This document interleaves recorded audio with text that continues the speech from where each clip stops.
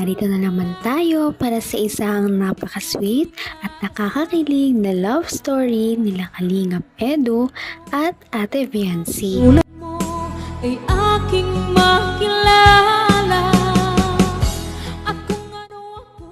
Para sa pagpapatuloy ng ating love story, ito na naman ang highlights ng kanilang out of the country trip ng EDC Love Team.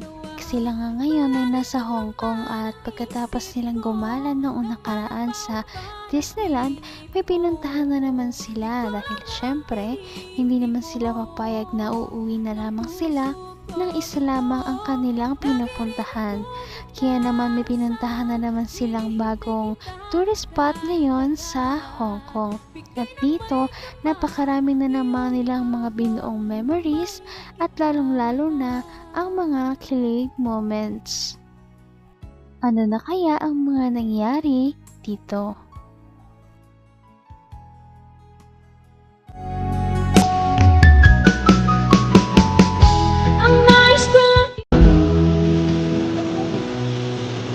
Angas. Wow. Grabe, ganda. Astig. Ano, sana masaya ka.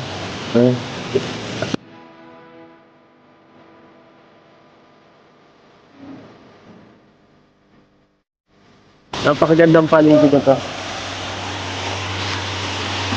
Grabe, sobrang ganda dito. Sobrang ganda dito. Ako lang ba o parang mas lalong gumaganda ka rito? Bagay sa'yo mga outfit mo. Hindi naman ganyan ka-sexy yan ah. Aray ko. Hindi, dati na yan wala. Dati na maganda. Oo, may pinapaganda kang iba ah. Wala. Eh, ba't ikat nila baka mga dito? Naglag yung cellphone mo. Walang makasagit mo dyan. Sige man, tingin ka daw dito. Ay, dumi ka. Uy, araw nila. Bira. Taling pala yun ah.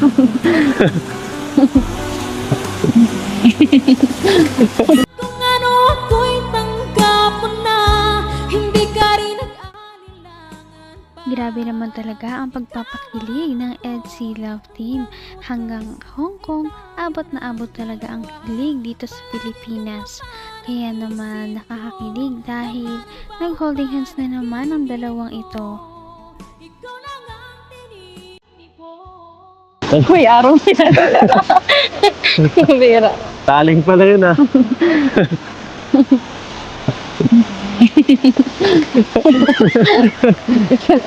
Taling.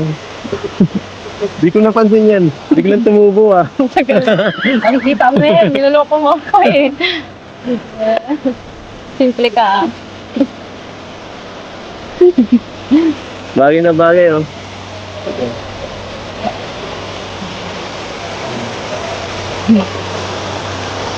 Pang profile. Sige, dito na tayo. Balad-balad muna tayo. Ciao. Ciao. Ikaw. Ikaw ang gusto mo. Ako? Aray.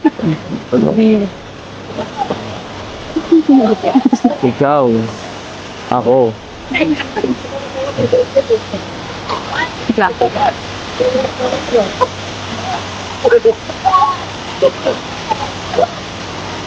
Hindi. Ganda. Ikaw at ako.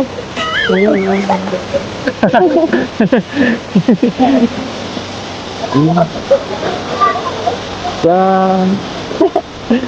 ating mundo ay papaka saya. Naman ang bawat panaginip ko. Ikaw lang ang Pag silang dalawa talagang magkasama, ay parang hindi na nila napapansin ng mga tao sa kanilang paligid. Talagang nag-e-enjoy lamang sila at Nagiging kontento na lamang kung ano talaga ang moments na kanilang pinagsasaluhan sa time na yun. Kaya naman nakakawa ng kind ng kanilang Balikan. Oo. Kahit yung, Ano naman? kahit, alam mo, kahit nagmasya kita dito, walang matingin yan eh. Mayara. Buwag ka. Ano yan? Ano yung tingin na yan? Grabe ah. Kanina po pa tinititigan ng ganyan. Pangit ba suit ko? Hindi, bagay mo. Katanggap-tanggap ba ako? Ibang ano ko dito eh.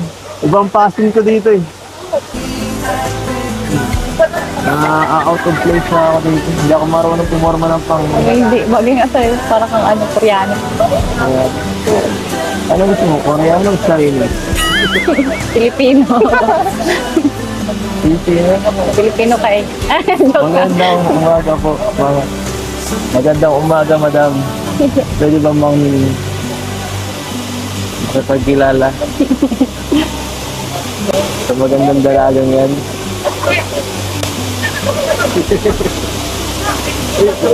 Uy, grabe oh. Hinuholding hands mo ko, kakakilala pa lang natin. Ano ba yan? Hanggang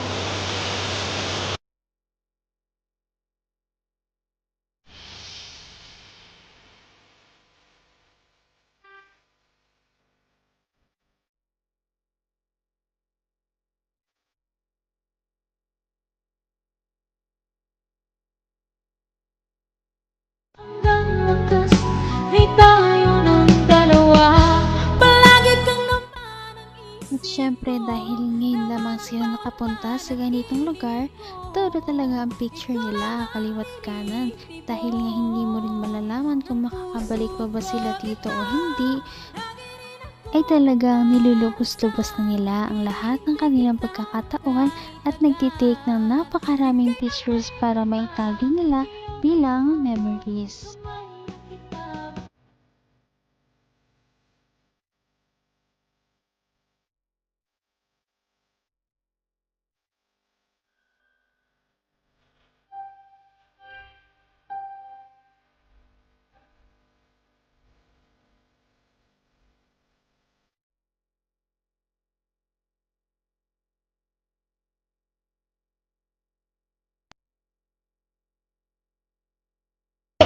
Ganun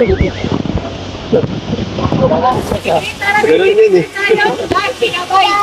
Susuka. Ate kayo po yung tita ni Bianci, ano po? Ay, opo. Kumusta naman po? Okay lang po. Kumusta naman po si Bianci para sa'yo? Ano masasabi niyo po sa kanya? Sa mga achievements po niya ngayon? Ay, ano po. Proud ako dyan, Kalingap, kasi at least po, malaki po yung improvement niya ngayon. Nakakatuwa po yung mga nangyayari sa buhay niya ngayon eh. Parang, ano, yung sobrang nakaka-amaze kasi gaya nito, nakarating siya dito nang dahil po sa inyo. Nakaka-amaze po. Paano niyo po siya naging pamangkin? Bali yung ano po, yung papa niya, si Kuya Beran po, pinsang buo ko. Okay. Bali si Beyonce po is pamangkin ko sa Pamangkin sa pinsan. pinsan. Oo. Okay. First cousin ko po yung papa niya. Lahat naman yata ng mga taong nakakilala kay Ate Bianci noon ay pare-pareho ang nararamdaman. Lahat talaga sila ay pare-parehong proud kay Ate Bianci sa kanyang mga natatamo sa buhay. Ang dating simpleng labanderang estudyante lamang, ngayon ay magiging maginhawa na ang buhay at magkakaroon na rin ng kanyang sariling bahay. Napaka-sweet talaga nila at napakabait ng tambalang ito kaya maraming sumusuporta. Kaya naman sana ipatuloy natin silang suportahan at mahalin si Bianci, si Kalingap Edu at ang Kalingap team. Yun lamang at maraming salamat sa panonood. Abangan natin kung magkakatuluyan ba talaga si Kalingap Edu at Bianci. Hanggang sa muli! Bye! Ngayon'y abot